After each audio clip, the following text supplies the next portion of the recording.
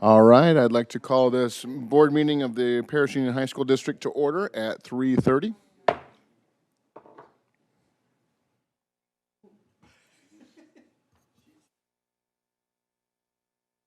All right, 3.1, information item, invitation to address the Board of Trustees on closed session items only. Any takers this afternoon? No takers No today. takers, thank you.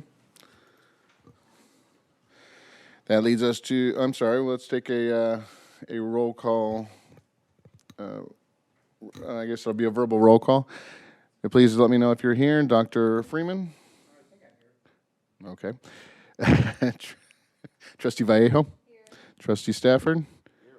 Myself, Trustee Nelson is here, and Dr. Rouse is running a bit late, but we do have a quorum.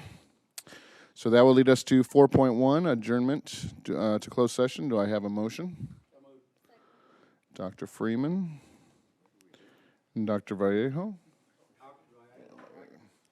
Did I say Dr. Vallejo? I gave you a promotion. You're welcome. All right. It's no extra money, so I guess you just don't really care for it, huh? All right, please vote.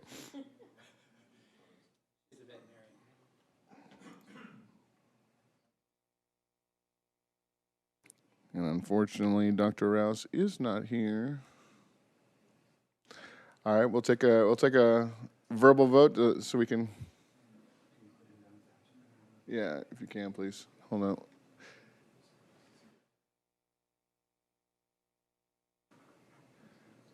Is that him? Okay. That is not. Oh. All right, but 4.1 passes, 4 in favor and 1 absent. So that means we are adjourned to closed session at 3:32. All right. We are going to reconvene from closed session at 5:31. Please stand for the Pledge of Allegiance.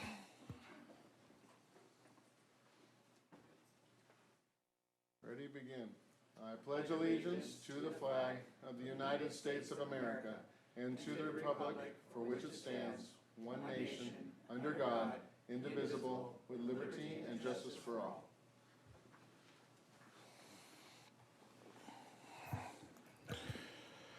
And Trustee Rouse is supposed to do the invocation, but I guess that will be on me today.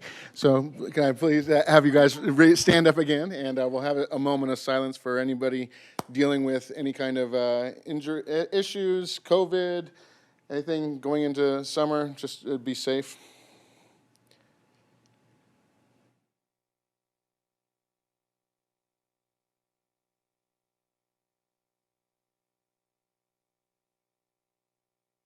Thank you. Maybe seated.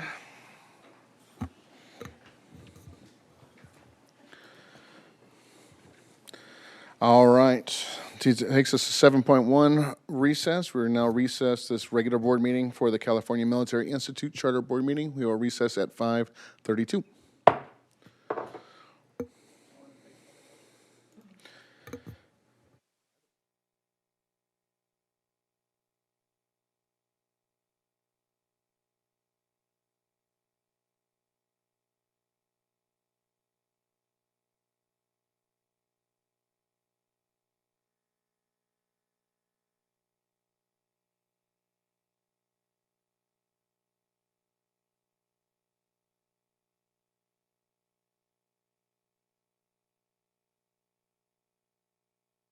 All right, so we will now call the California Military Institute Board meeting to order at 5:33.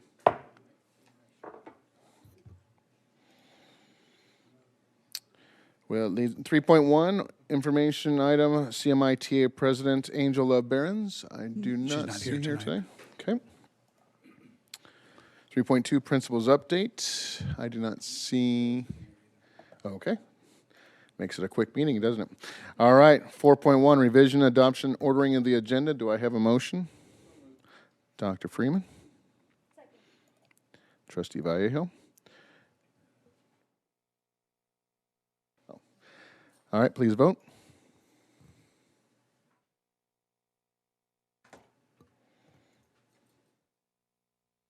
All right, 4.1 passes, 4 in favor and 0 opposed. 5.1, invitation to address the Board of Trustees on non-agendized items. No takers. Thank you. 6.1, action item, consent calendar. Do I have a motion? So moved. Trustee Stafford, Second. Trustee Vallejo, please vote.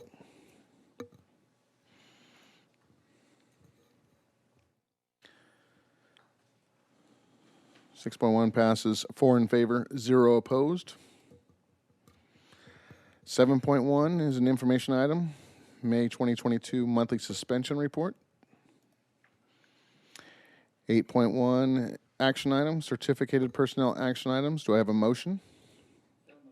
Dr. Freeman. Trustee Stafford, please vote.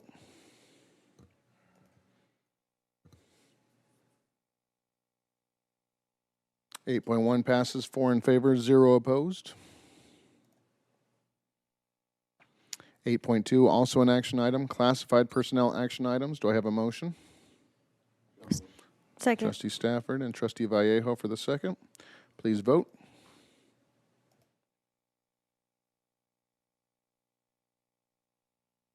Eight point two passes 4 in favor, 0 opposed. 8.3 is also an action item. Approval of memorandum of understanding between the California Military Institute and the California Military Institute Teachers Association regarding association release time. Do I have a motion? So move. Trustee Vallejo. Trustee Stafford, please vote.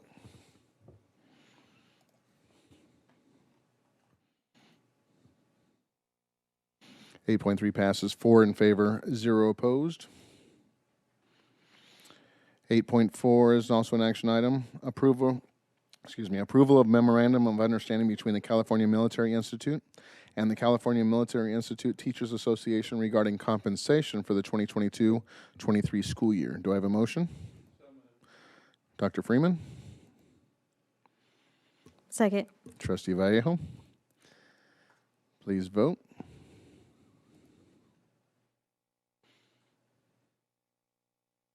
Eight point four passes 4 in favor, 0 opposed. 8.5, also an action item. Approval of salary increase for charter management with unrepresented classified employees and avid tutors. Do I have a motion? So moved. Trustee Vallejo. Second. Dr. Freeman, please vote.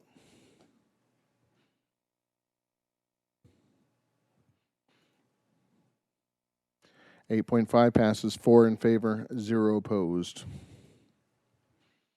8.6 is an action item, curriculum, local control accountability plan, and annual update for the California Military Institute for 2022-23. Do I have a motion? Trustee Stafford, Second. Trustee Vallejo. We learned about all this stuff last week. Anybody have any questions? Nope. I hope not too. Please vote.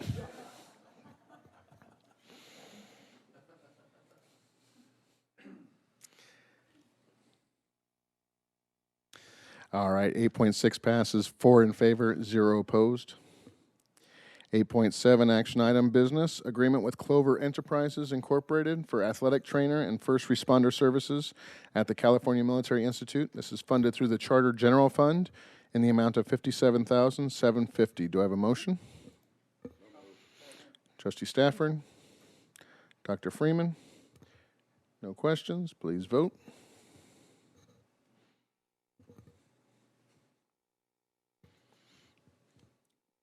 8.7 passes 4 in favor, 0 opposed. 8.8 is an action item, business adoption of the 2022-23 California Military Institute budget. Do I have a motion? So moved. Trustee Vallejo. Second. Trustee Stafford. Learned about this last week too. Hopefully no questions. All right, please vote.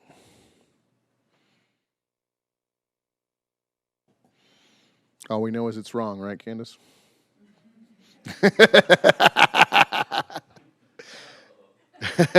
No, I totally out of context. I'm joking with you. I'm joking with you. For all involved, that was a joke. It's okay.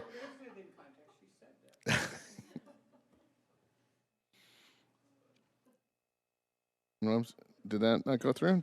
Oh. Okay, I'm sorry.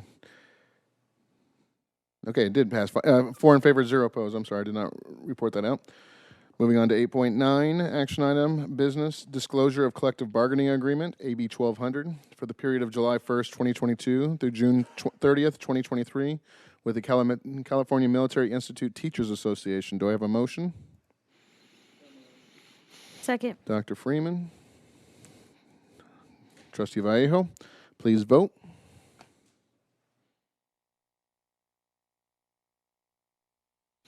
All right, 8.9 passes 4 in favor, 0 opposed. 9.1 is an information item. Other items by the superintendent? Just last week we had the graduation for CMI over at Paris High. Really nice event. They did a great job putting it on, so it was about 110 graduates. Very nice, thank you.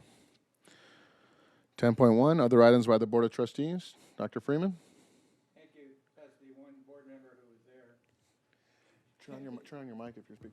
I said, as the one board member who was at that at 9 o'clock in the morning, and when it was already 90 degrees outside, it went on very well. When I went up there to give the little talk, and I would see, well, they were all out there wearing black robes, using their programs like this. I thought it was a good idea to keep it very short. And it went very well. Thank you, Dr. Freeman. Trustee Vallejo? Congratulations to all the graduates at CMI. I do apologize for not being there. Thank you for calling me out. God. But next year I will try to. Trustee Vallejo. Thank you, Trustee Vallejo. Trustee Stafford? Oh, well, I I had to get up. also like to congratulate all the graduates and thank the staff. And I also couldn't make it and finally got over my cold and no COVID, so I'm good. Always a good thing. All right. For myself, I'd also like to thank you for calling me out. I was flying at the time. Unfortunately, I could not be there, but so kind of hard to do it. But I would like to congratulate all the graduates at CMI and hope everybody has a good summer there. And that's it for me, so we'll move on. 11.1, action item, motion for adjournment. So moved. Dr. Freeman. Trustee Stafford, please vote.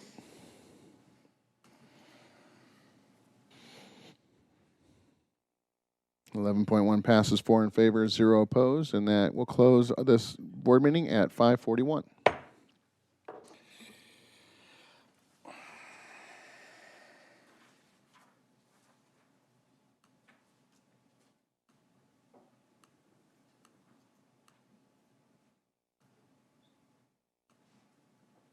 Hopefully. All right, let's back up if you guys would like to join.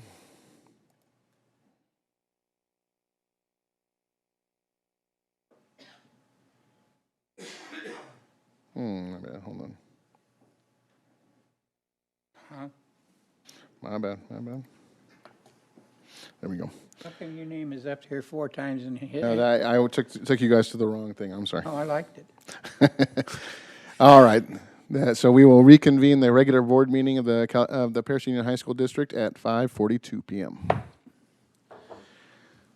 So that brings us to 8.1, action item, revision, adoption, ordering of the agenda. Do I have a motion? So moved. Yeah, I'll give it to Trustee Vallejo with Dr. Freeman with a second, and I believe we have an adjustment. Yes, we have one item in the consent calendar we'd like to remove this evening. It's item 11.19, a contract with a vendor, so a home hospital teacher.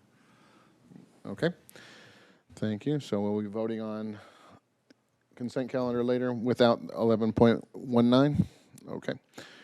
Anything else? No? Okay, please vote.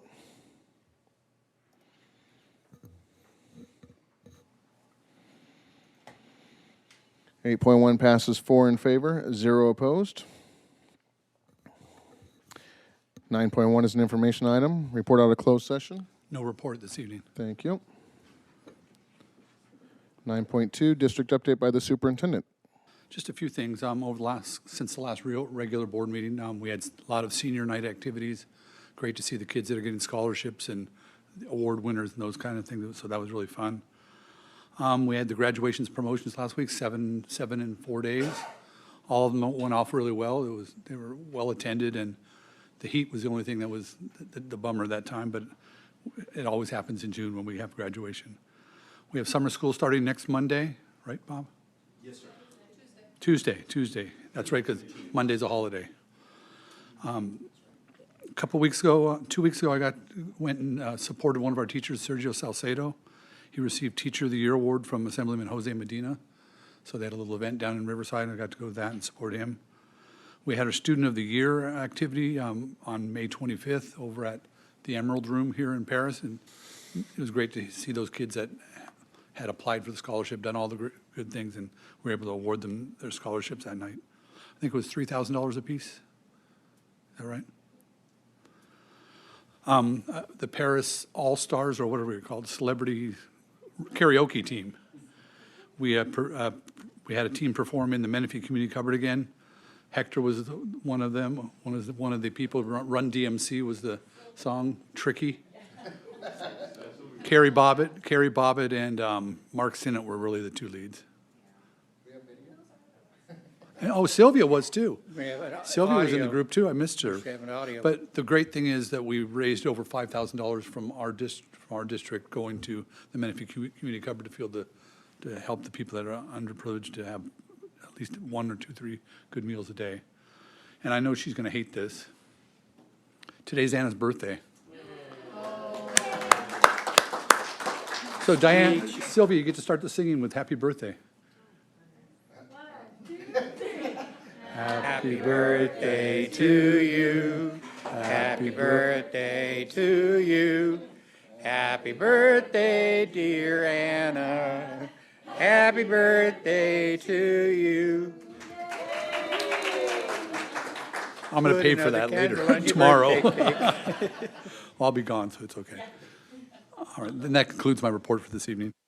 Thank you, Mr. Bennett. All right, 9.3, information item, PSEA President Jason Miller.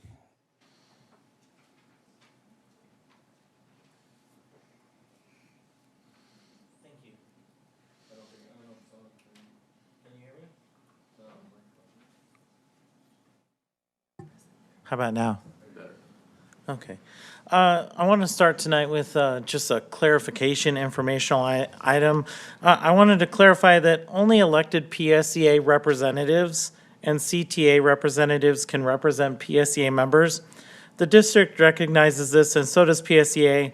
Random PSEA members cannot just represent members because they want to, even if they're asked. This is established in different laws and court cases. I know you all may know this, but it came up and we just wanted to put that out there. Some people have no power here. It has been quite a year, challenging beyond all challenges. We have truly made history. We have taught face-to-face in a post-pandemic year. The pandemic showed us beyond a doubt why face-to-face education is a necessity and not just a convenience. I am thankful for the teachers, the educators, the classified staff, and administrators for braving one of the hardest years of teaching probably ever. PSEA was glad we were able to provide salary increases to PSEA members and also help make work conditions better for members and all staff everywhere. All of us have had to provide student services for a generation that spent a year away. In addition to having to teach content, we've had to reteach behaviors to students that have had a gap in social, emotional, and content learning. I would be remiss, however, in not acknowledging the district's role in all this. PSEA does not operate on its own island. The district has worked with members and PSEA for said salary increases, but the district has also fixed sub shortages, helped with mental health of teachers through improved health benefits, days committed to employee wellness with stuff like massages and food, helped with student wellness through employing MTSS counselors and wellness centers. And the district has been responsive to hiring additional support staff for different areas throughout our campuses. PSEA and the district continue to work hard for its employees and students so that we are all stronger in many different areas. From the bottom of my heart and the bottom of the hearts of our PSA officers, have a great summer, and thank you for all that you do. Thank you, Mr. Miller. All right. I've been informed that Grant may be in trouble again, but so I'm going to go back to 9.2 and let him do something else. I was remiss, I didn't remember to introduce our new principal for Heritage High School. Lindsay, you want to come up to the microphone and say hello? Lindsay Chavez. Lindsay Good evening. started teaching at Heritage High School when the school opened in 2006. Tony remembers. And it's great to have her come back. Well, I was. I'm a child genius. She had a baby then, I think. Didn't you have your baby that? I did, yeah.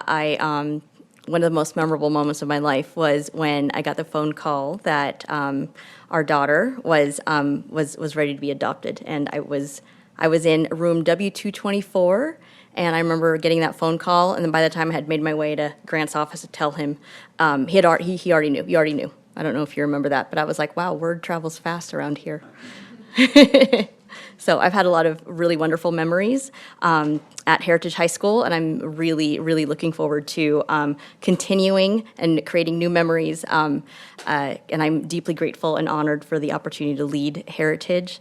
I have been dying to say this, but my name is Lindsay Chavez, and I am the proud principal of Heritage High School. And one of the things that I'm most looking forward to continuing is the tradition that Grant set with the traditions of leadership, excellence, generosity, academics, character, and opportunity, and what we Patriots call legacy. I have an amazing staff, an amazing school community that are very much looking forward to continuing those traditions. So thank you for this opportunity. And if I could share, her contract, I think, starts July 1, but she spent all day in a principal's meeting yesterday where we set out some vision and some things for next year. So she's already started with the running. I want to thank Yes. her. All right. Thank you. Thank you, Ms. Chavez. Anything else? Okay. Oh, wait. Okay, 9.4, CSEA President Josh Rushing. I'm not seeing him Rushing today. this evening. All right. 9.5, information item, comments by the Board of Trustees. Dr. Freeman? well, thank you. Well, I attended 5 of those 7. And I tell you what, I'm sure glad I am retired because I was able to get sleep late. It was quite an experience. I was surprised and amazed and very pleased at how well everything went. The weather was about the only thing they didn't seem to care about us too much. But everyone went over very well. There was no anything that would be out of the ordinary. And I appreciate the work that all of those administrators went to put those on. And I hope I don't hear pomp and circumstance for another year. Thank you, Dr. Freeman. Trustee Vallejo? Yeah. Actually, I had a question. How come I wasn't invited to this karaoke thing? Because I really want to sing, and I really want to see Hector too. Are you volunteering to sing? I am volunteering. I can sing so many songs. Anyways, but yeah, next year. Watch out, guys. But I also want to say congratulations to all the students who graduated. It is such a monumental goal to have because high school is pretty tough, and it still is tough now. I also want to thank Jason Miller for always keeping us updated from all the PUHSD staff. That really helps us out a lot because we always really want to know what's up with the teachers, how are they feeling, are they getting well compensated for it? That's really important, and I thank you for being so thorough because that really means a lot to us.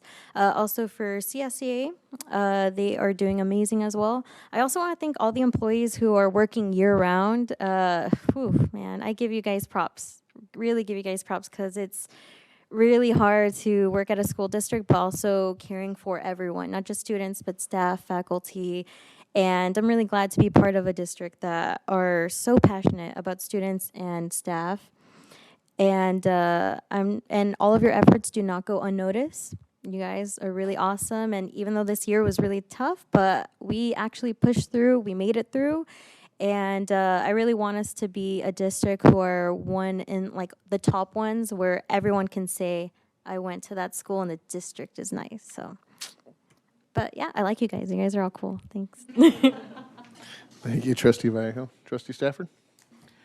The graduations were great. I was able to make about 5 of them, and it was hot. I've been to so many, I could appreciate that I just sat there and only spoke at 2. So it was, but of course we handed out the diplomas, and that was a good thing, see the kids' faces. I'm already looking forward to next year, so I just want everybody to have a good summer, take your vacations, whatever you have to do, and we'll get going for next summer, and appreciate the people that are going to work for summer school and do those hours, much needed, and help with the credit recoveries and things like that. So glad to be here, and looking forward. Thank you. Thank you, Trustee Stafford. And for myself, I was only able to make 2 of the graduations. Like I said, I was traveling, but that's essentially what we're here for: is to see those kids coming across that stage, graduating. That's our end goal is for them to leave our schools ready for college or the military or the workforce, wherever they're bound to go.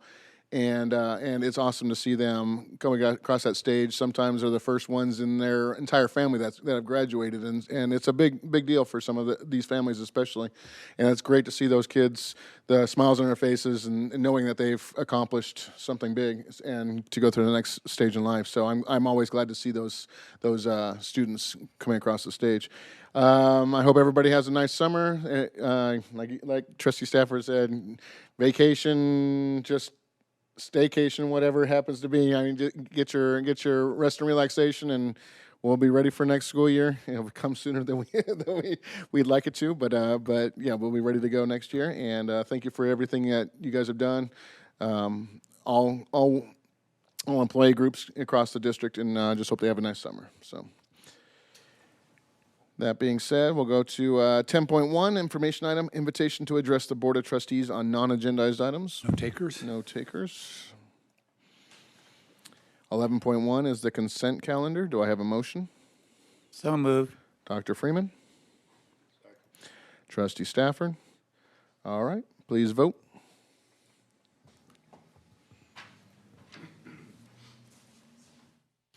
All right, 11.1 passes, 4 in favor, 0 opposed. 12.1 is 2022-2023 local control account and accountability plan update.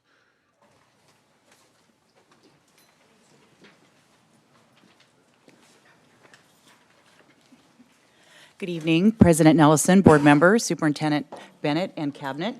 So per the board's request, we have some additional information to share with you, some data points, and then just an update on where we are. We did get some feedback from Riverside County Office of Education, and all of the feedback has been updated in the LCAP that's attached to the agenda tonight, as well as the PowerPoint. A lot of the information in the subgroup on the data that were requested for suspension and expulsions are also going to be included.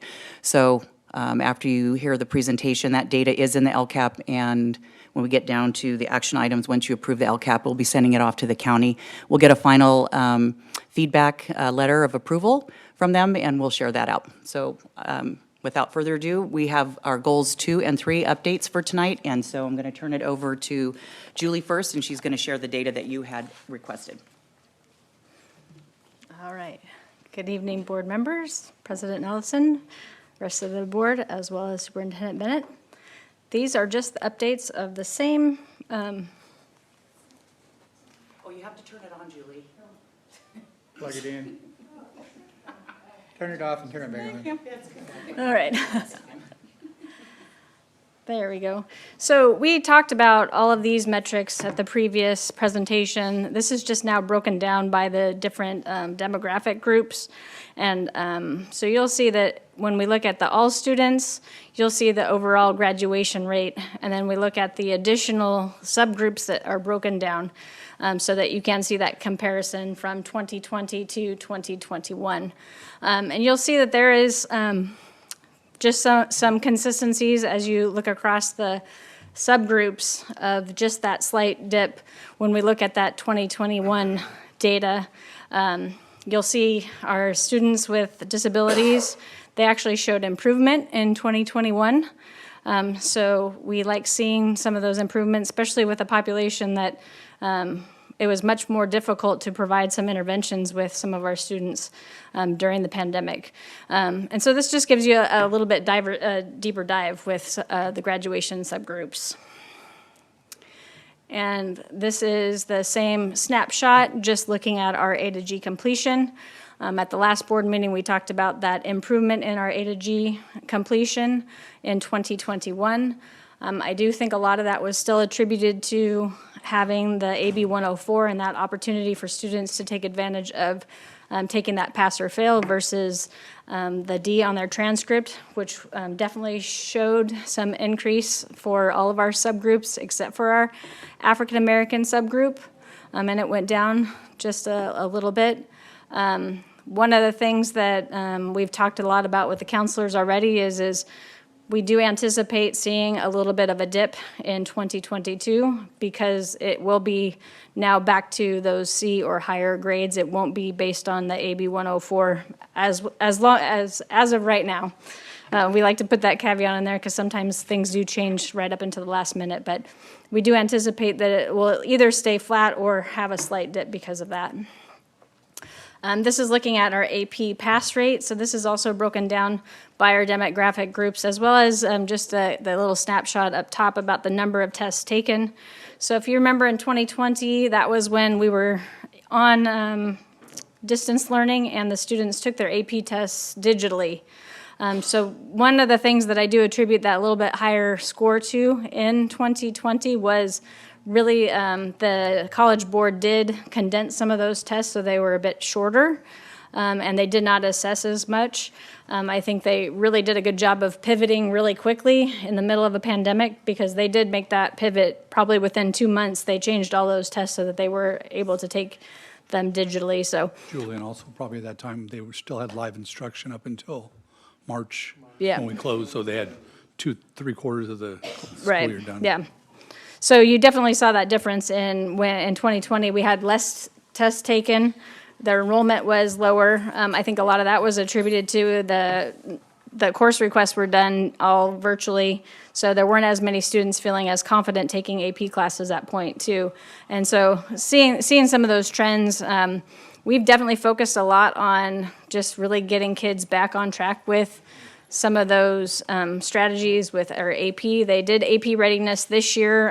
They didn't do it in person. They did do it digitally. I have one question. Sure. All the foster demographics are 0.0. Do they not? That means there were no foster students that took any AP exams. So that when you see those low numbers, that means they didn't take any AP exams or there was no tests that were passed for that demographic. I can, in the future, also give you both enrollment numbers and the demographic data if that's something that the board would like to see. We do collect that when we're doing the calculations for pass rate, but pass rate is what the metric is in the LCAP, actually. And then this is looking at the EAP. This is college ready versus conditionally ready, and this is a comparison of 18-19 and 2021. So you'll see that there were some nice little jumps, but that was, remember, 2021 was when we were doing live instruction still. So all of the green, that's where we showed growth with that EAP. And then the red marks where there was a dip. So you'll see that there were some slight dips with our African American population as well as our white population. And then when we look at the conditionally ready, you'll see that there were some slight drops in EL, homeless, and the white population as well, but some significant growth in some of those other demographics, like African American and students with disabilities. We saw some good growth. Yes. Yeah. My question is, you include, say somebody who's a member of the white is also homeless. They're in both, they're put in Correct. both? Yes. Okay. Yeah. So students, if they qualify for more than one group, they are counted multiple times. Yeah. So you could have an EL student that was homeless and socioeconomically disadvantaged and special ed, so they could be in multiple categories. And then this is with the EAP for math. So you'll see that in 2021, we saw some growth in our overall math from 6% to 7.6. We'd like to see that growth. We would like to see more growth across all of the subgroups versus just the last two subgroups. We stayed flat with the socioeconomically disadvantaged subgroup, and then with our Hispanic and our white subgroup, we did see some growth. But then when we looked at the conditionally ready, we did see growth across all demographics for math. This is our AVID enrollment. This is one of our metrics where we track the number of students that are enrolled in AVID. Our metric is to maintain an enrollment of 2,100 to 2,200 students in AVID across the district. So this just shows you the breakdown of where most of our students lie. Again, they are counted multiple times. If they're Hispanic as well as an English learner, they would be counted multiple times. But you'll see when you look at our overall district demographic, this is quite similar when you look at the different subgroups, as far as Hispanic is one of our highest populations, so we do have a high enrollment in AVID for our Hispanic population.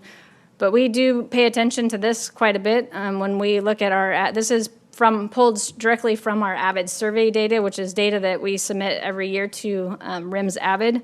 It's part of the certification process, and there are certain requirements that they ask us to take a look at when we look at the data, and the demographic is some of the data that we look at. We also look at gender. They really want to see us trying to encourage as many male students to participate in AVID. It is a tougher sell with our male students, but also making sure that we're looking at all the different subgroups as well and trying to make sure that it's proportionate to what our enrollment for the district is. Zero, may I point out one thing here? I know equity is a powerful thing for everyone in our district, our board in particular. Look at that last blue line. Our severely economically disadvantaged went from 53 to 73. It's quite a significant change, and this is truly an equity issue because AVID's intention is to get kids into higher education, have a better life, higher pay, and that to see that significant a jump in the year that we've had is a real outreach and a focus on some of our most needy students. So it's an important one to point out. Yes, most definitely. Significant growth.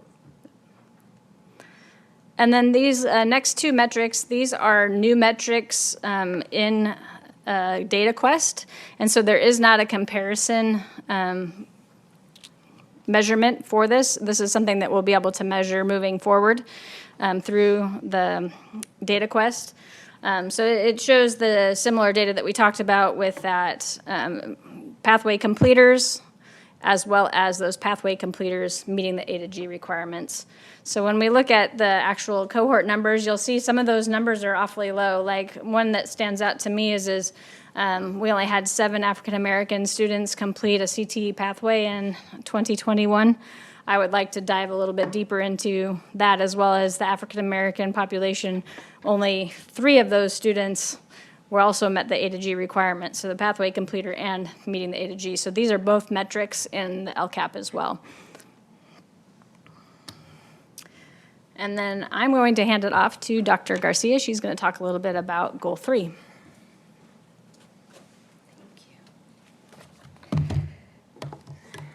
Good evening. As Julie mentioned earlier, we presented this back June 6th, so today I'm going to do a deep dive in the subgroups as requested. Here we have the suspension data I wanted to begin by looking at the 2019-2020 suspension data.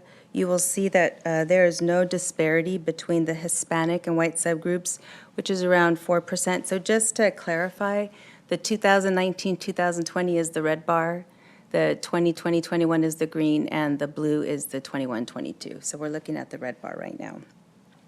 The African American and students with disabilities subgroups were the second highest at 7.7%.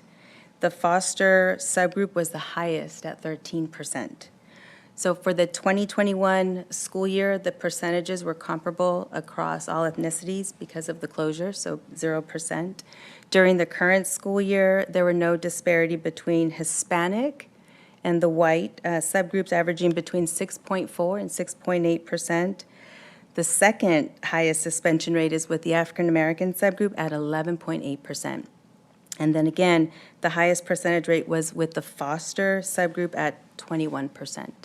What I would like to say in regards to that 21% with our foster students, we know that our foster students experience multiple trauma and disruption in their life. And some of these life experiences impact their social emotional development and may lead to many challenges and obstacles, which can result in some suspensions. In addition to that, I did want to touch on the African American subgroup, and I had mentioned this before. Statewide, the suspension rate for African American is high. That is not to say, as I mentioned at previous board meetings, that we're not going to address it. We acknowledge it, and we know that this is an area that we do need to do some work in.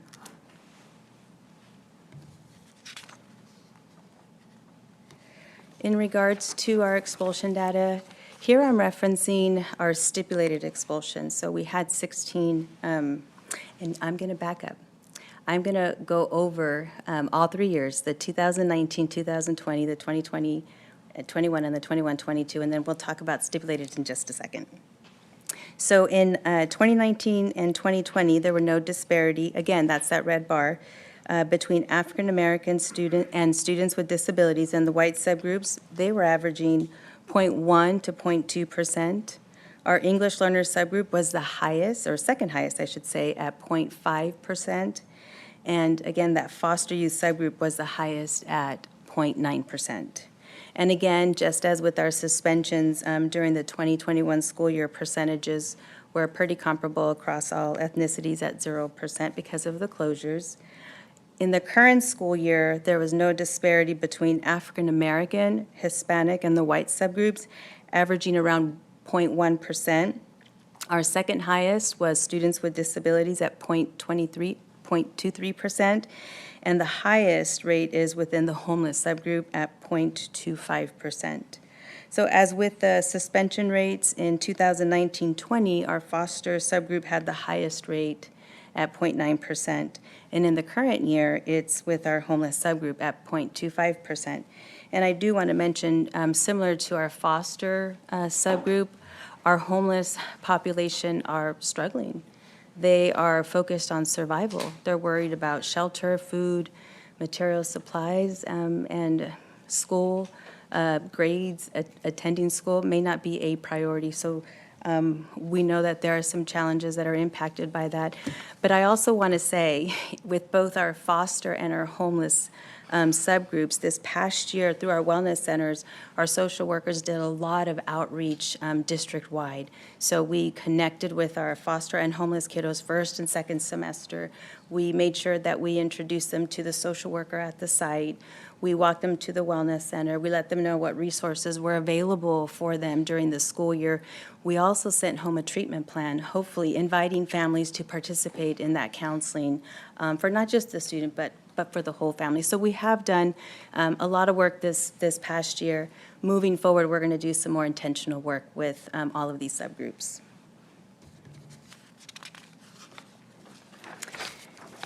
Now, what you see in front of you is our current expulsion numbers.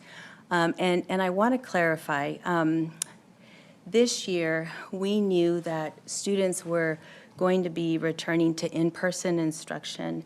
having experienced a lot of trauma. And you've heard us as a department present over this past year about all of the trauma that our students had experienced. Our students, families, and I don't want to leave out staff because Mr. Miller did mention that earlier. So we knew that as kids came back to in-person instruction, there were going to be some challenges. And we as a district came together to come up with some solutions to address those issues. Nevertheless, despite the fact that we did do a lot with our wellness centers and hired our social workers and counselors and provided more support and services at each of the sites, we still had a high volume of expulsions that were sent over to my office. In total, there were 168 expulsions. 16 of those were stipulated expulsions. 152 were contract in lieu of expulsions. And so what you can see in front of you here on the table, you're going to see that there was no disparity between our African American subgroup and our white subgroup, which their percentage rate was about 16%. Our Hispanic subgroup is the second highest at 61%. And our largest subgroup was the socioeconomically disadvantaged subgroup at approximately 70%. Pauline, And so, I'm sorry, go just ahead. real quick. You had 16 actual expulsions, and the other ones were, you had 168 recommended for expulsion.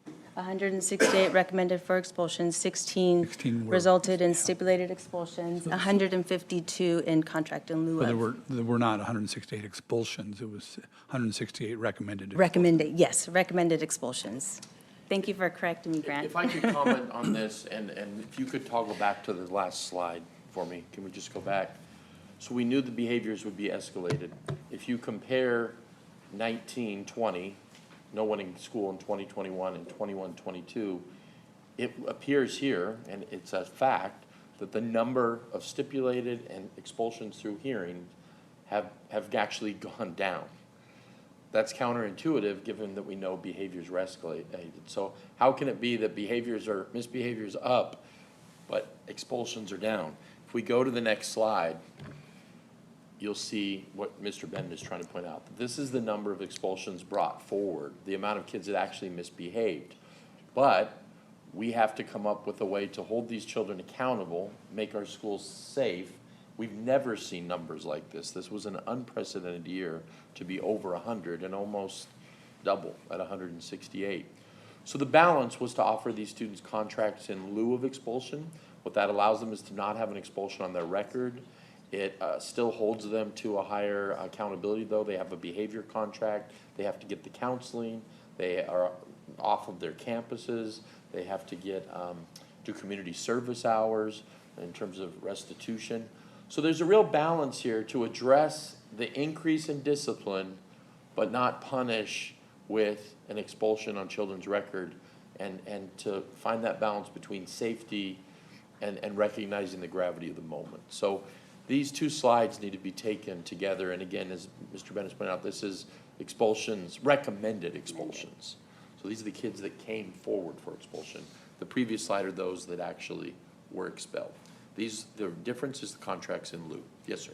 Yeah. The thing that occurs to me right now is the person who is particularly interested in the breakout of this is absent, and I just want to make sure that you can make the PowerPoint available to our missing trustee. It's already in the shared drive. It's in the shared drive, and we certainly will do this. And again, I want to thank you, because this was in response to the questions that you as board members had.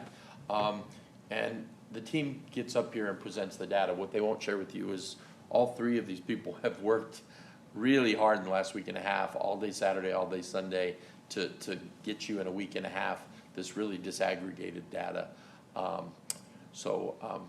You know, I just want to thank that team and you know, appreciate all their hard work.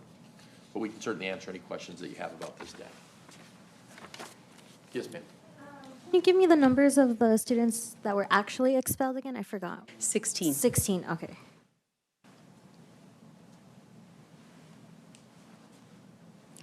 On those 16 of the expulsions, how many of them were for an entire year as opposed to a semester? Most of those she can answer, but probably an entire year or 2 subsequent semesters, because those would be usually the big 5, and those we don't allow contracts in lieu. Those are the ones that come to you as a board that have to be expulsions because they're the more egregious offenses. Thank you. Any other questions? No?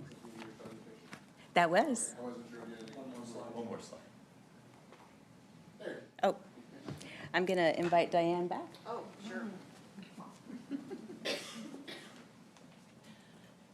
Well, I'll just wrap it up. As Bob had mentioned on our previous report out on the 6th, these are our next steps as we're moving forward and the focus in our LCAP that align to our goals. So we're going to continue to report out to you next year, as we always do throughout the year. So we'll be reporting goal 2, 1, and then 3 and 4 in that order. And that's usually based on when the data is available. So we just want to thank you for your input and your feedback from the last presentation. And I don't think I have anything else to add. Bob, you good? I just want to thank her in particular because there have been a lot of financial differences when we went through the review with the county. Last week they threw us a bunch of curveballs, and she won't toot her own horn, but she had to reshuffle and redo, and it's a lot of work.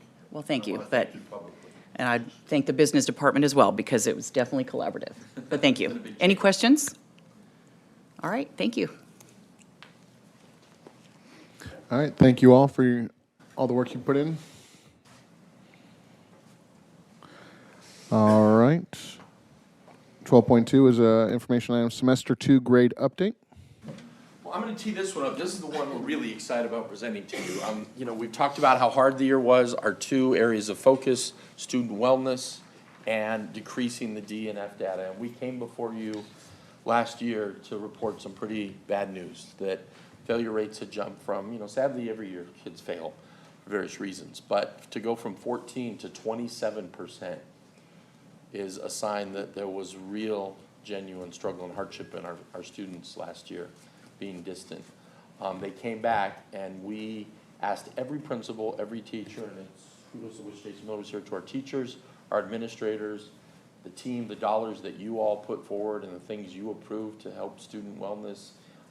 We have some really good numbers to present to you tonight. I'm going to invite Ms. Zerold up, who's been working on both of these PowerPoints and presentations for 5 days straight. So I'm going to let her jump into this, and we're just really proud, and I think you're going to, in the year, feeling very good about some of the initiatives and the results that our students have done really well. Thank you. This was exciting for us to take a look at with the school year just ending and getting through a very difficult year, but also being able to celebrate a lot of things. And so I get to celebrate some things with you all this evening. The first celebration is when we do that comparison between 2020-21 and 21-22. You'll see that difference in number of courses failed from 37,285 down to 25,620. Obviously, we don't like that there's still a very high number of courses failed, but seeing that drop of almost 10%, that really makes us feel better about what's taking place with our students and the support that they got. And the district focuses, again, these are the focused areas that we really spent a lot of time on, working with our teachers, with our administrators, to support our students and our staff as they came back, reducing the number of failing grades by 9.7%. And so, as Bob talked about, those were one of our biggest goals at the beginning of the year. That was the goal that we set forth for ourselves as a division, to really focus on that and to bring that failure rate back down to the baseline, and then be able to work towards bringing that baseline number even further down. So last board meeting, Dr. Freeman asked about our graduates. So here is the total number of our actual graduates. Last board meeting, we didn't have the final numbers. We just had some estimates, but this is the actual number of graduates. So 2,088 graduates, 122 non-grads, and then 100, for the 130 credits, that was through AB 104. We had 752 graduates. And then for our 225 credit graduates, we had 1,330 graduates at that number. So if you remember, AB 104 allowed students to go with the state requirement versus the graduation requirement for the district. So those numbers, you see they have the breakdown also by school site, so you can see kind of where some of those students' graduate levels looked like. Any questions about that slide?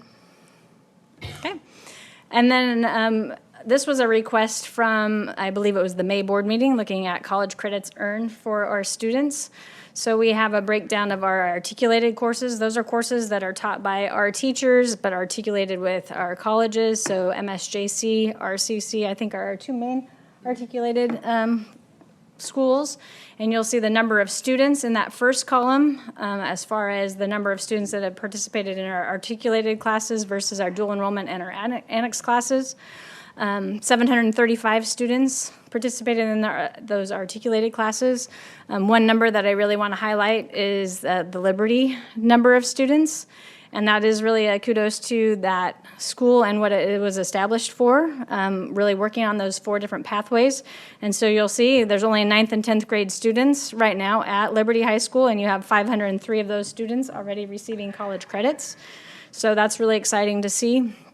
And then when you look at our dual enrollment and our annex classes, this is a combination of courses that are taught by our teachers on our campuses, as well as courses that are taught on our campus by MSJC teachers. So the total number of students that participated, and this could be duplicated if they participated in multiple classes, but 3,171 courses were attended.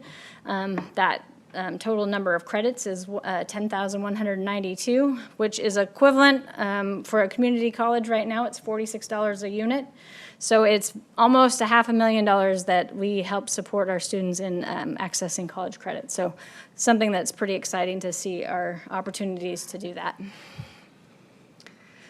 And this is just a real quick glimpse at our enrollment demographics. I just wanted you to kind of see a snapshot of the breakdown for our different demographic groups, the number of students and the percentage as we go through the data. That will help kind of correlate to what you're seeing when we look at the different slides with the grade data.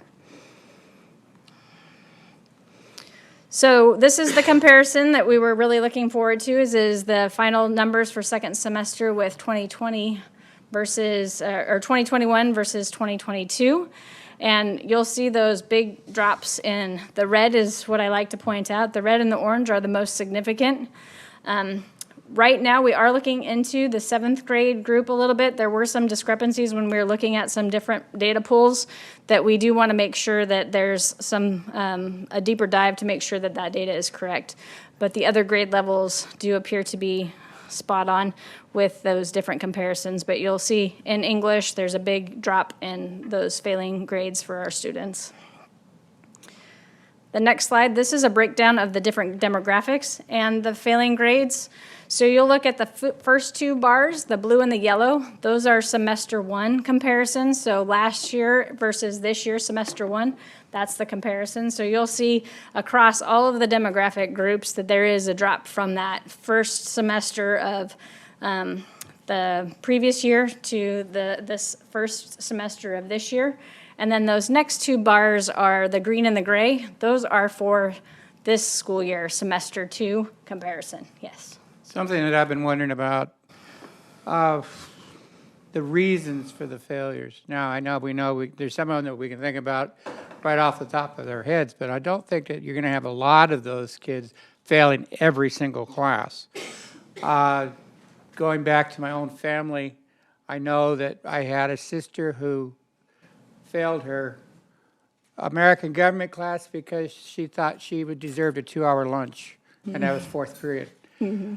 It just occurs to me that, is it significant about the days of the week or the time of the day that these kids are taking classes, certain classes? Which classes are they actually having the most difficulty with, and which are, I mean, I know I sound like Dr. Rouse right now, but Give you that.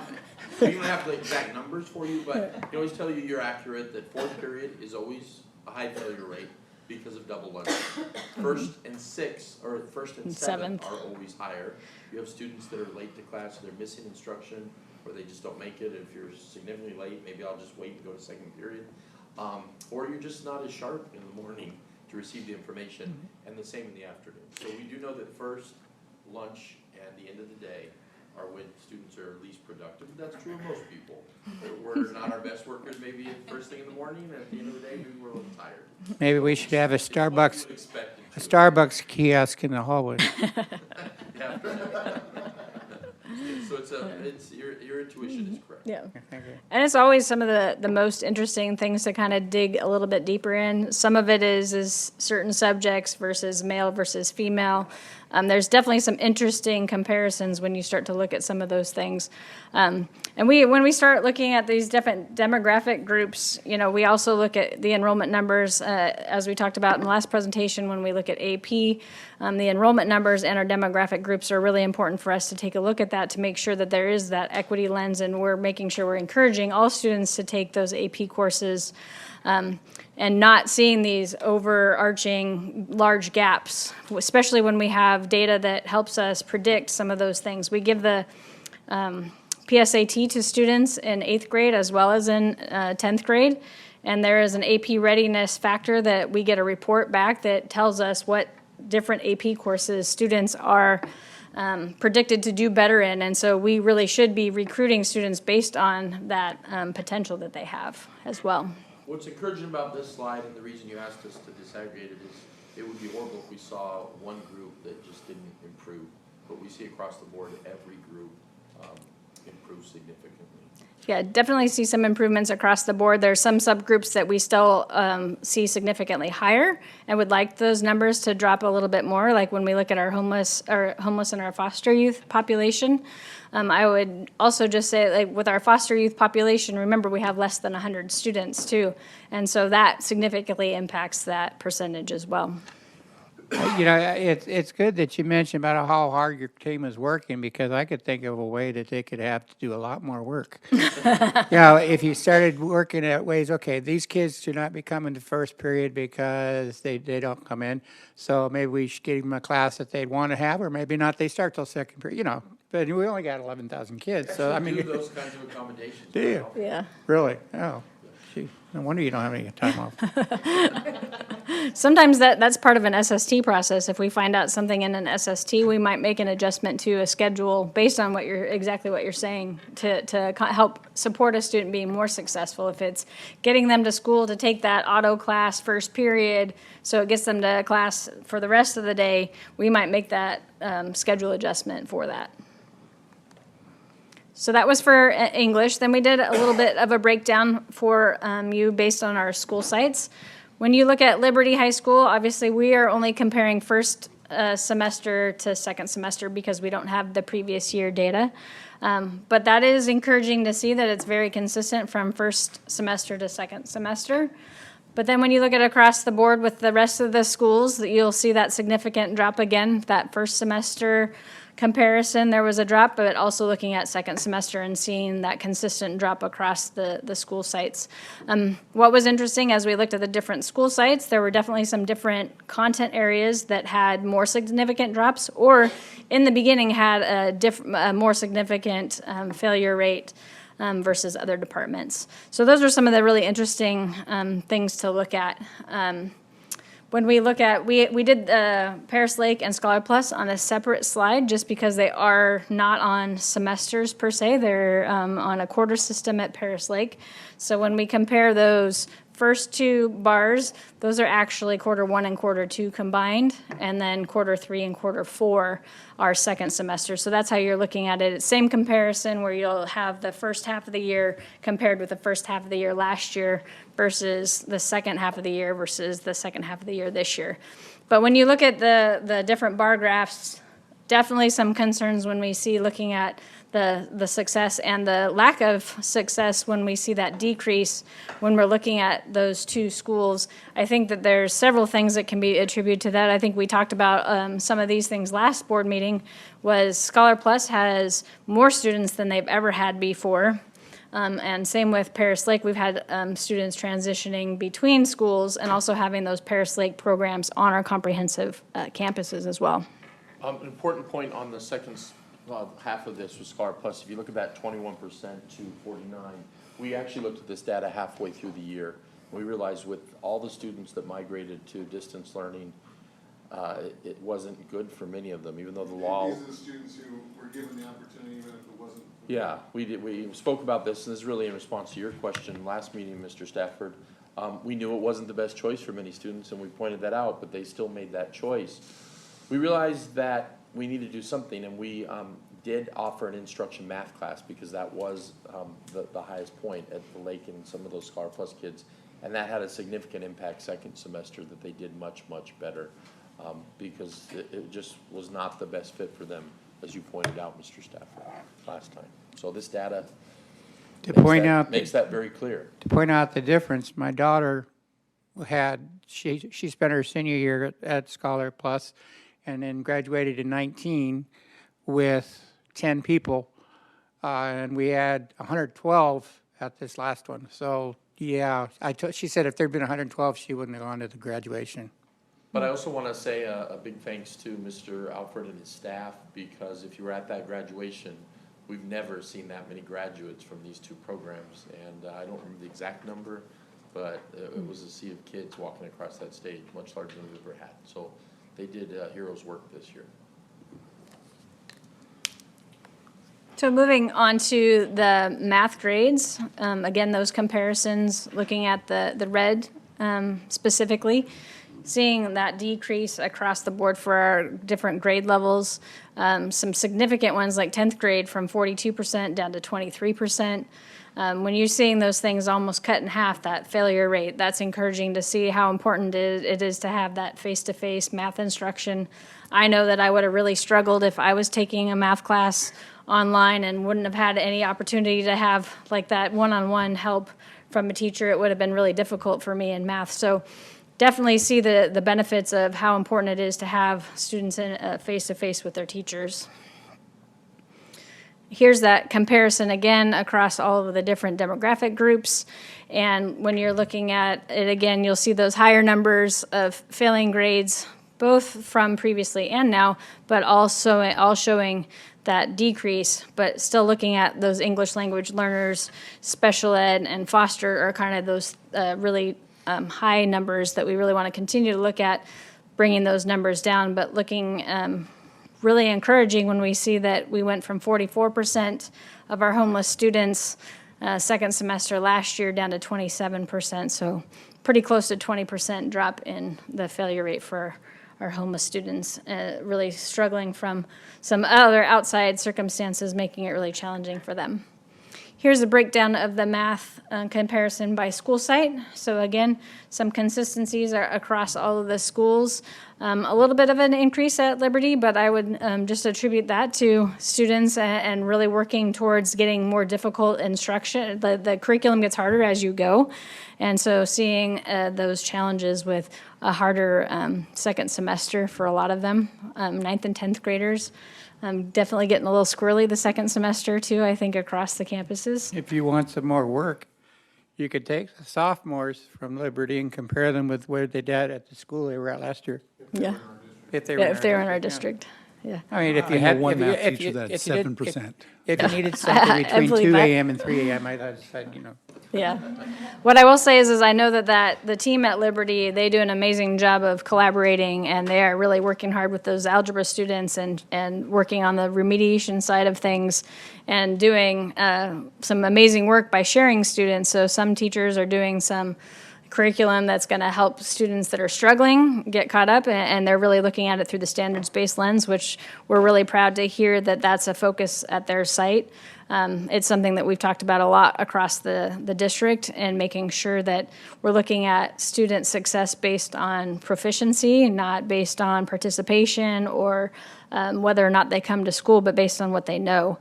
And that's where the standards-based grading really comes to play, is it's grading students based on where they're at, not based on what they've done or not done in the long run. So looking at the big difference when you look at Paris High School too, second semester they had only about 26.5% of their students pass math.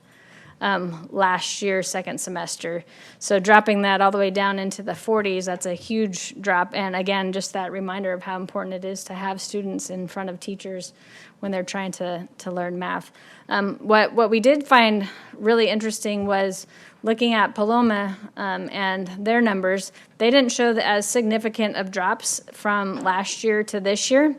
But when we look at the demographic groups for them, you're going to see a big difference in the SED population. They had more, probably, we're making some assumptions, but more parents that were actually able to support their students at home, where a lot of our socioeconomically disadvantaged families, they have parents that are both outside the home working or working multiple jobs and not there to support their students.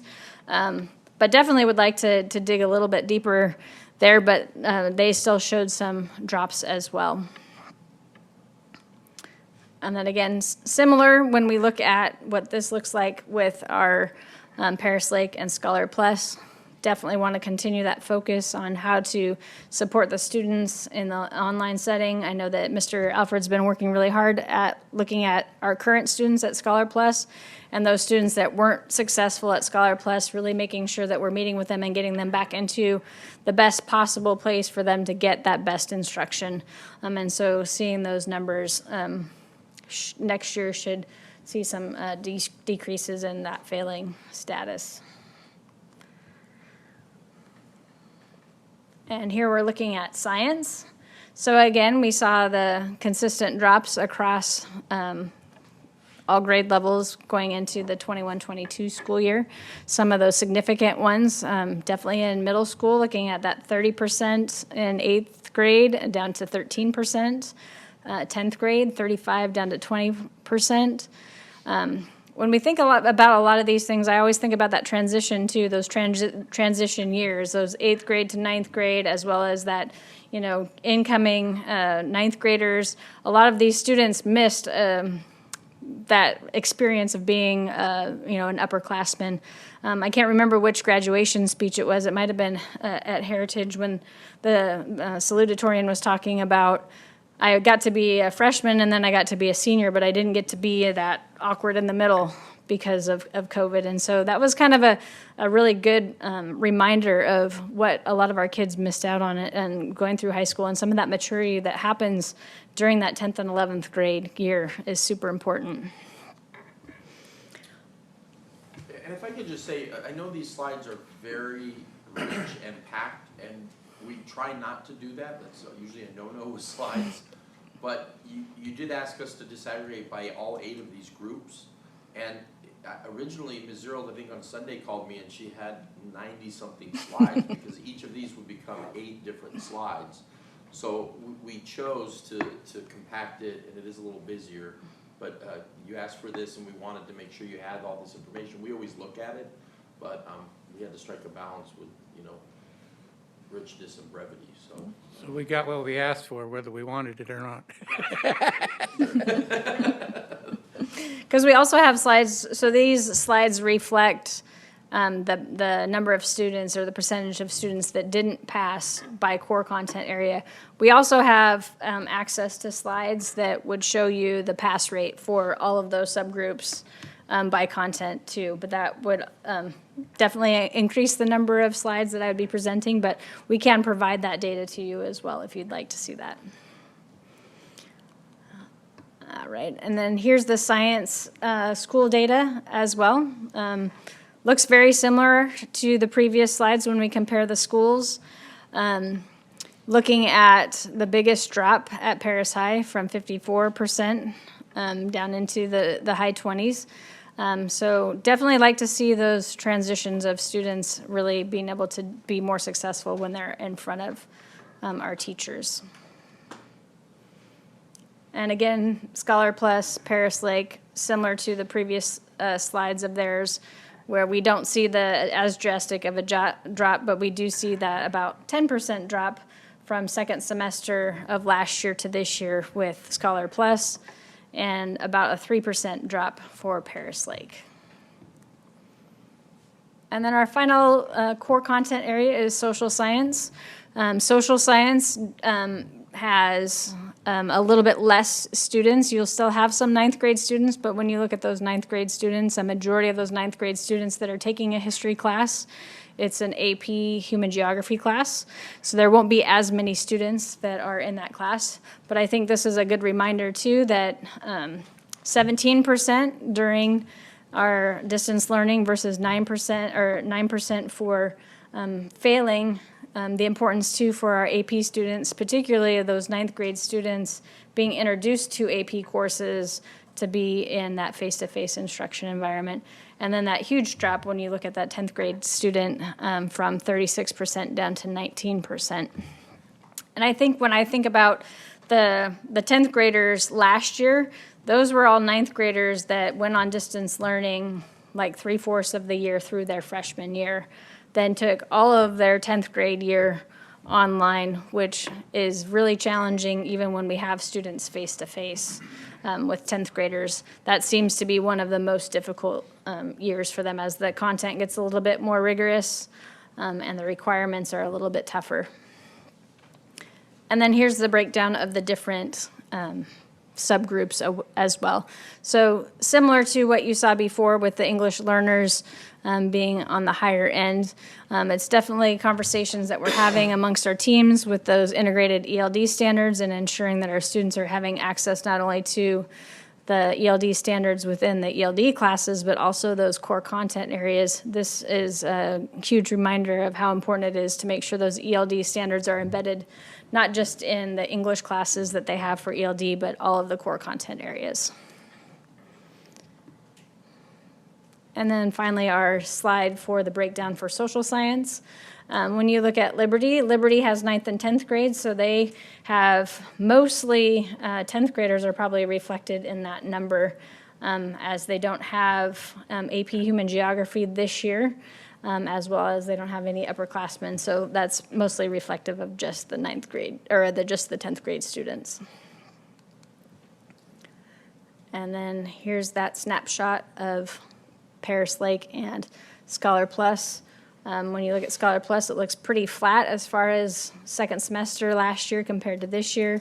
But at Paris Lake, there is a significant drop from second semester of last year to this year. Any questions about the data I presented or any further information that you might want to know? How much time do you have this summer? This is data to celebrate, and we're happy to end the year on this good note. Again, our focus was reducing the failure rates. We met with our principals yesterday, and we challenged them. We said, this is great. We far exceeded our expectations. Every department focused on one intervention to do collectively. I think we presented that at the beginning of the year. We challenged them that if we could continue this kind of drop, I don't know that we'll need to see almost 10% next year, but if we could go below the baseline, because we've now operated with these interventions in place, and if we continue with the wellness and the interventions, it's possible next year, and I'm hopeful that we'll be reporting out to you that we are now below the failure rate that we were pre-COVID. And that would be really exciting, to be below the 14-point baseline before the pandemic. Yes, sir.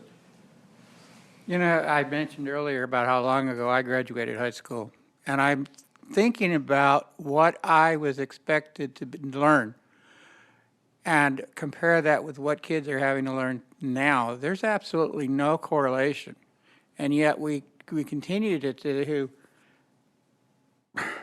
demand that we quit failing everybody, that we quit doing it. We were requiring the kids to know so much more than, I mean, I took a speed reading class that before we started, I could read faster than a machine could. So, now, we used to teach kids information Yeah. years ago when I'm older. Now we teach kids how to learn, not necessarily the Right. information, because there's an infinite amount of information out there. We need to teach you to process it and learn it on your own. So it is a different approach. Yeah, It's a different there's so world. many things we know that are going to change very quickly, whereas there's very few things that don't change. And I tell the kids that is up till now that multiplication tables is about the only thing I know of that doesn't change. But yeah, I think you folks are doing a wonderful job, and I think you deserve a pat on the back. And when those ignorant politicians and media people continue to berate us for what they think are constantly failing, just realize that they have no idea what they're talking about. I want to just thank the team again for all their hard work. Thank you. Yes, thank you. All right, information item 12.3 HVAC update. Mr. Gonzalez is up here, yep.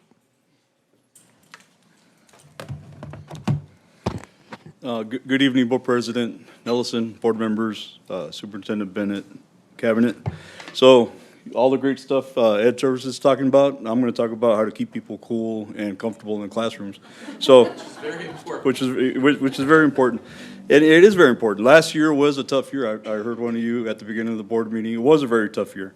At the beginning of last year, we stood here in front of you guys, I think twice. One time, I think in September, one time in November, and talked about HVAC issues.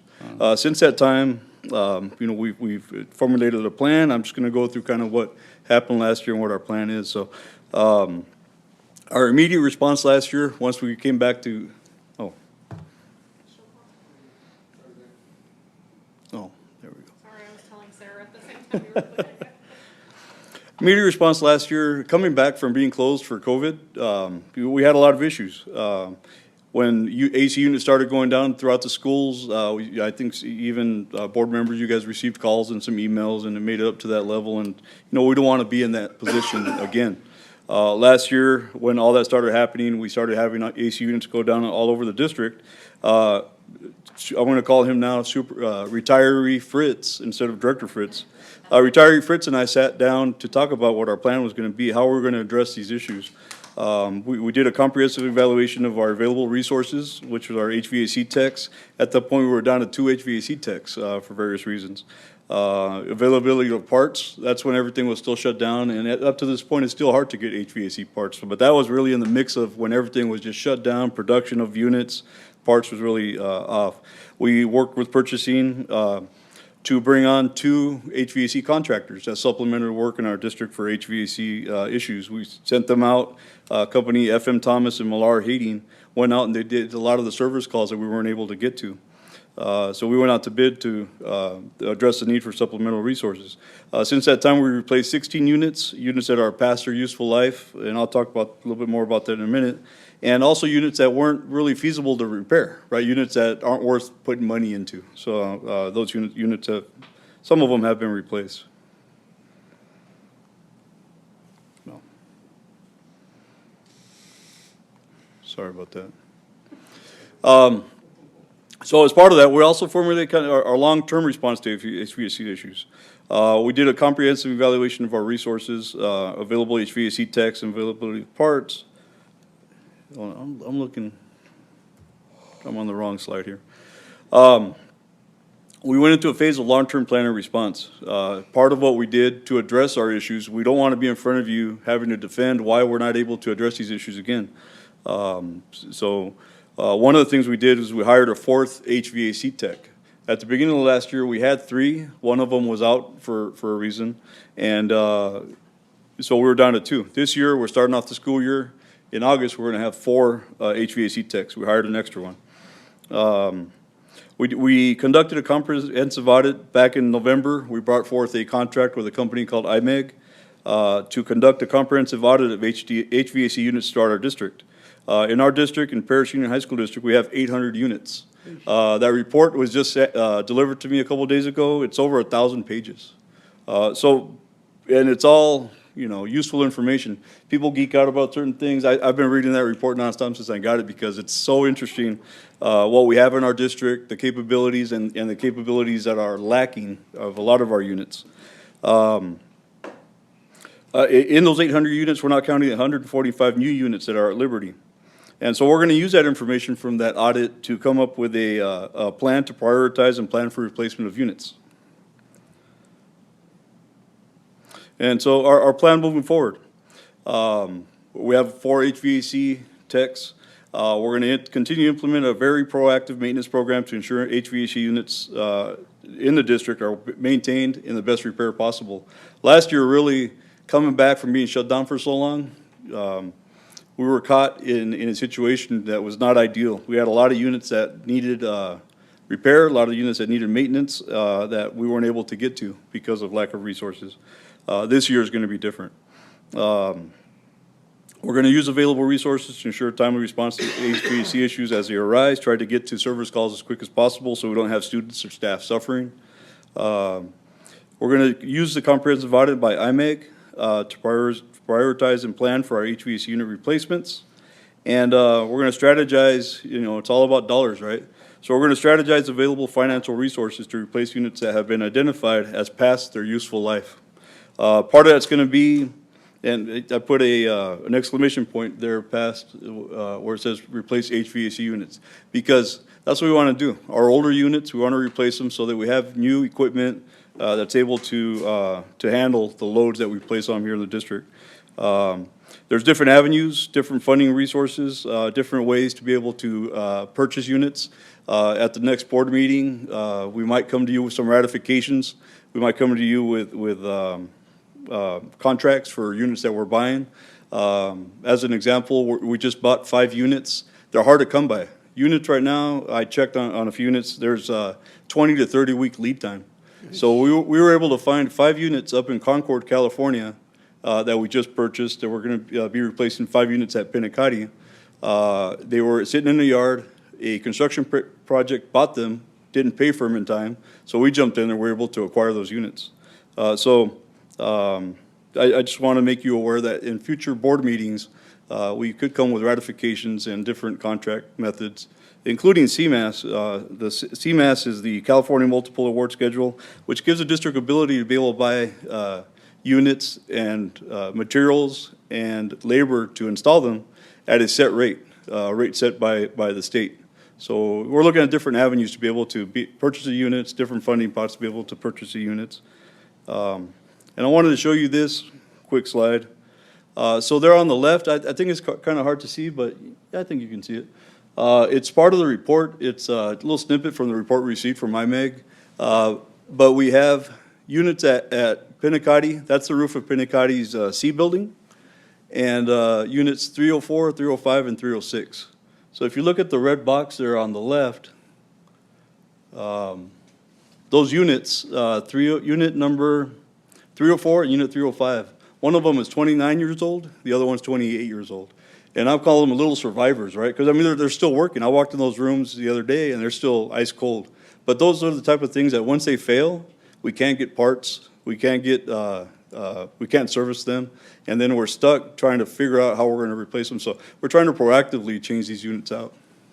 What's the average cost of it? Usually a unit's about $10,000, and that's just the unit.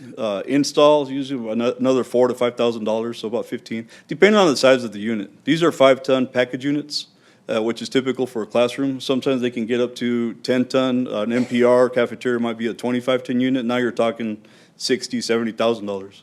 The 5 reference that we just bought were just under $9,000 Each. Not installed. Not installed, Or so. delivered.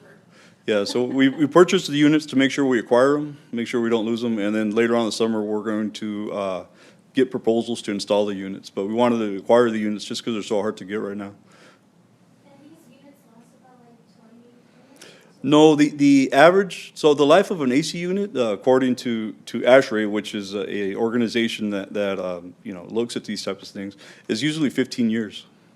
So these units, they're in the report, so anticipated, right under age, where it says 28 and 29, you see where it says anticipated equipment remaining in life, there's a -13 and a -14. We got our money's worth. And they are survivors. These little units are still plugging away. Those rooms are still cold. But the day they go down, we're going to be behind the 8 ball. So it's better to find a way to replace them now and not have any issues that pop up How long later would on. it take you to replace one? So these package units, it's what you see there, that box, that's the whole unit. So they can change out a unit in a day. Yeah, so we have 5. We'll be looking at replacing 5 on the roof at Pinacati. But I'll tell you right now, we have a great need at Paris High School in the new science building, the new old science building. That's from, yeah, the oldest building on campus now. And we call it, you know, when I started, we used to call it the New Science Building, but that thing was built in 2002. So now those units are 20 years old. The- Yeah, the new gym. Paloma has a lot of units. Paloma was built in 1995, 94, 95. So there's actually still some original units out there. That's just a little bit about our plan moving forward.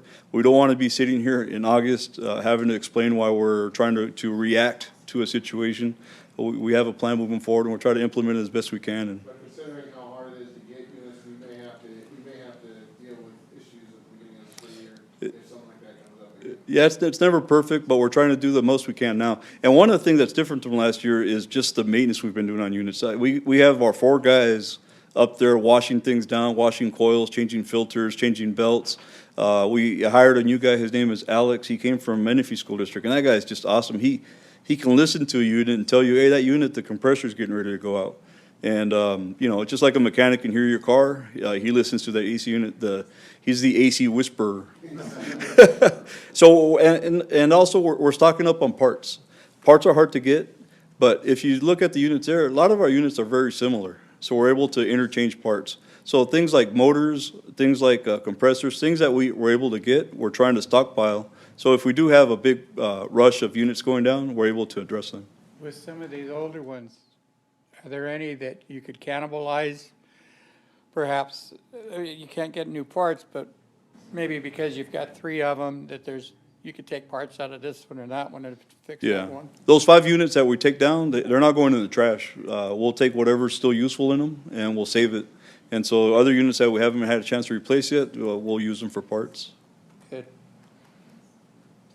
I think that's it. Any questions? Yeah, AC is one of those things that people are just so used to walking in a room, nobody really thinks about it, but when it's down, boy, people really notice. So, thank you very much. Thank you, Hector.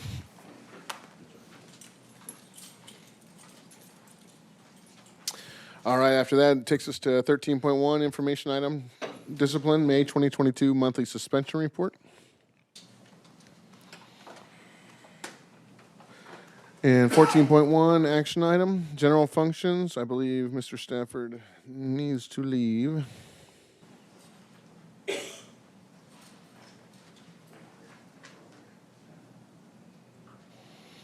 All right, this is 14.1, general functions, resolution number 42, 21 to 22, trustee compensation for missed meeting. This is Mr. Stafford. Do I have a motion? Trustee Vallejo? It's only you two, so. I know.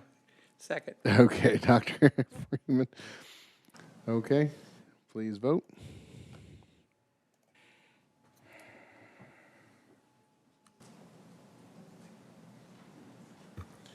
All right. 14.1 passes, 3 in favor, 1 abstention.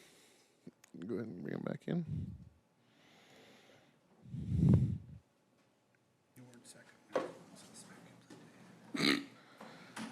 All right, 14.2 is another action item, personnel, certificated personnel action items. Do I have a motion? On the Dr. Freeman? Second. Trustee Vallejo? Please vote.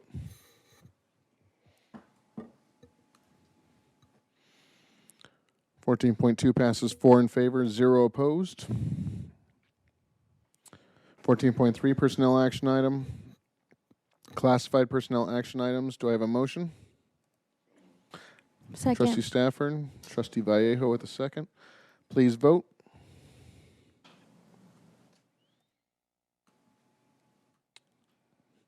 (14.3) passes 4 in favor, 0 opposed. 14.4, another action item, personnel. Approval of tentative agreement between the Paris Union High School District and the Paris Secondary Educators Association regarding the 2022-23 reopeners. Do I have a motion? So moved. Dr. Freeman. Trustee Stafford, please vote.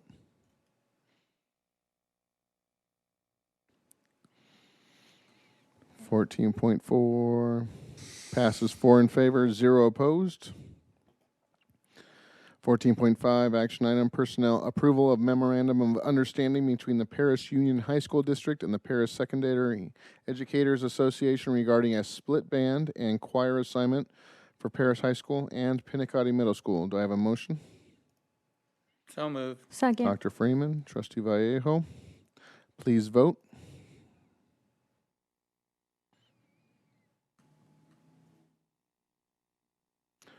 (14.5) passes 4 in favor, 0 opposed.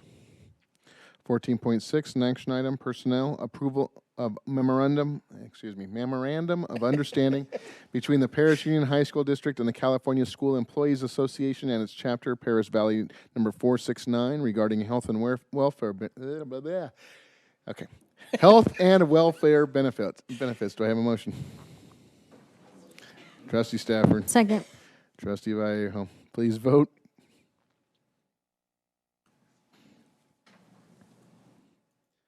(14.6) passes 4 in favor, 0 opposed.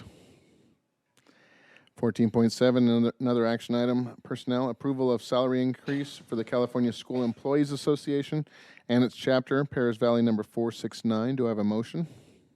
So moved. Dr. Freeman. Trustee Stafford, please vote.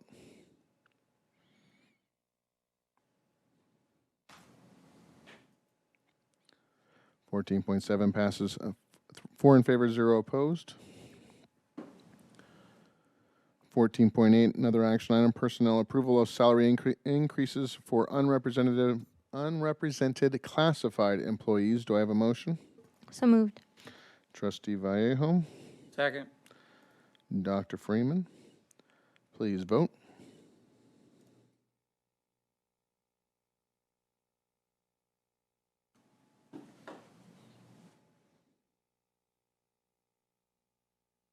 (14.8) passes 4 in favor, 0 opposed. 14.9, action item, approval of salary increase for management and confidential employees. Do I have a motion?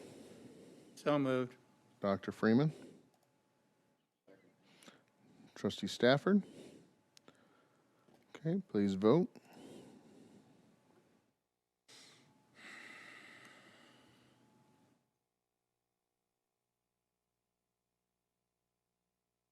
(14.9) passes 4 in favor, 0 opposed.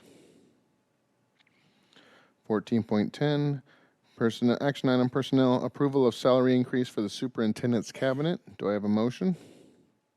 So moved. Dr. Freeman. Second. Trustee Vallejo. Please vote.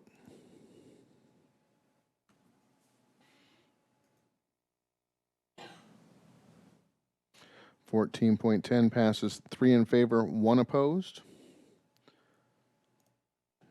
Next item, 14.11 is an action item. Approval of daily rate of pay increase for certificated substitutes. Do I have a motion? So moved. Dr. Freeman. Second. Trustee Vallejo. Please vote.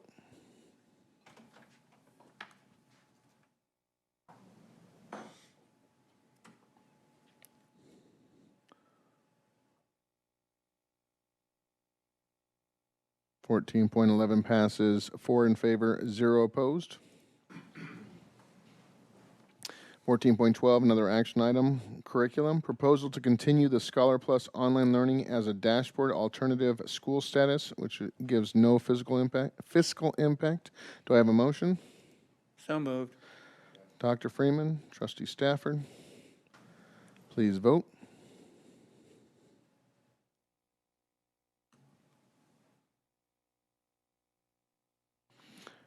(14.12) passes 4 in favor, 0 opposed. 14.13 is an action item, curriculum, local control accountability plan, and annual update for 2022-23. Do I have a motion? So moved. Trustee Vallejo. Trustee Stafford. No more questions, I hope. Please vote.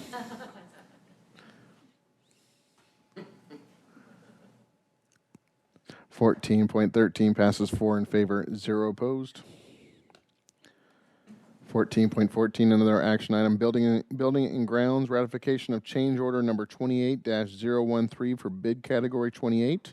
This is roadway engineering and contracting incorporated for the Liberty High School project. This is funded through various facilities funds in the amount of $90,110.50, not the general fund. Do I have a motion?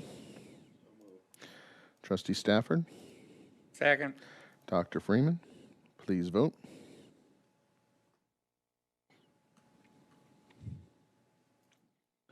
(14.14) passes, 4 in favor, 0 opposed.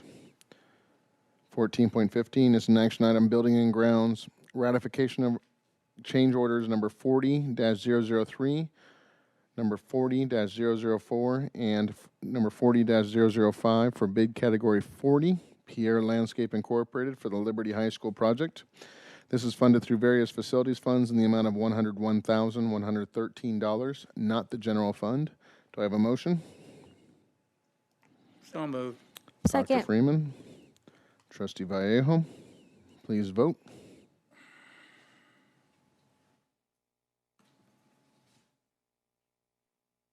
(14.15) passes, 4 in favor, 0 opposed. 14.16 is another action item, agreement with Clover Enterprises Incorporated for athletic trainer and first responder services at Paris High School, Paloma Valley High School, Heritage High School, Liberty High School, and Pinacati Middle School. This is funded through the general fund in the amount of $462,000. Do I have a motion? Trustee Stafford, Second. Dr. Freeman, please vote.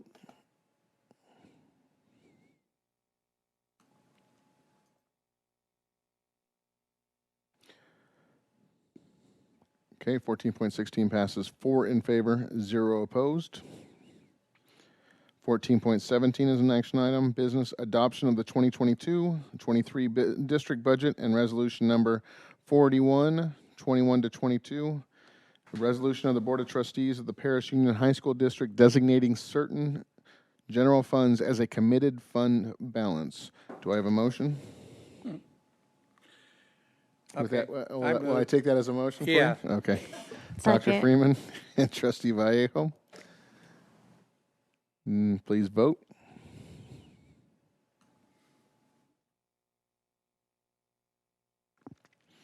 (14.17) passes, 4 in favor, 0 opposed. 14.18 action item, business disclosure of collective bargaining agreement, AB 1200, for the period of July 1st, 2022 through June 30th, 2023 with the Paris Secondary Educators Association. Do I have a motion? So moved. Dr. Freeman. Trustee Stafford, please vote.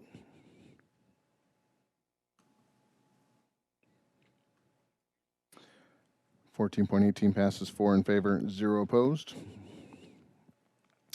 14.19, another action item, business disclosure of collective bargaining agreement, AB 1200, for the period of July 1st, 2022 through June 30th, 2023 with the School Employees Association and its California School Employees Association and its chapter, Paris Valley number 469. Do I have a motion? So moved. Trustee Vallejo. Trustee Stafford, please vote.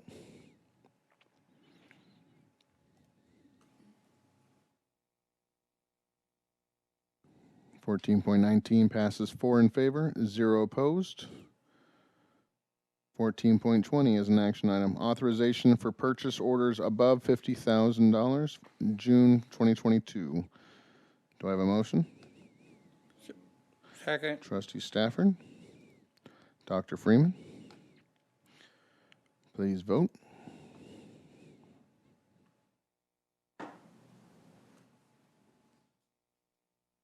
(14.20) passes, 4 in favor, 0 opposed.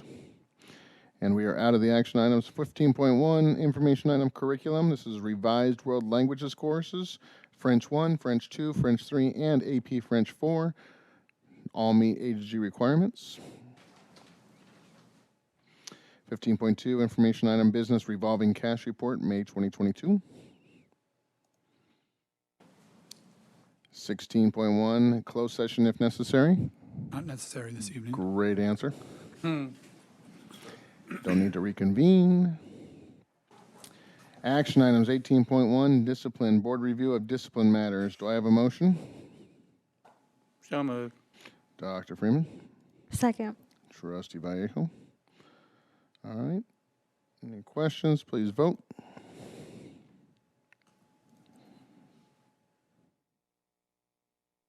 18.1 passes 4 in favor, 0 opposed. 19.1, information item, other items by the superintendent. Nothing this evening. Also another good answer. 20.1, other items by the Board of Trustees. Dr. Freeman, Nothing more. Trustee Vallejo, Trustee Stafford, and nothing from myself. 21.1, adjournment. Do I have a motion? So moved. Dr. Freeman and Trustee Stafford, please vote. Do we have any other meetings? No, we're good. Good. And 21.1 passes 4 in favor, 0 opposed. And with that, we are adjourned at 7:13 p.m.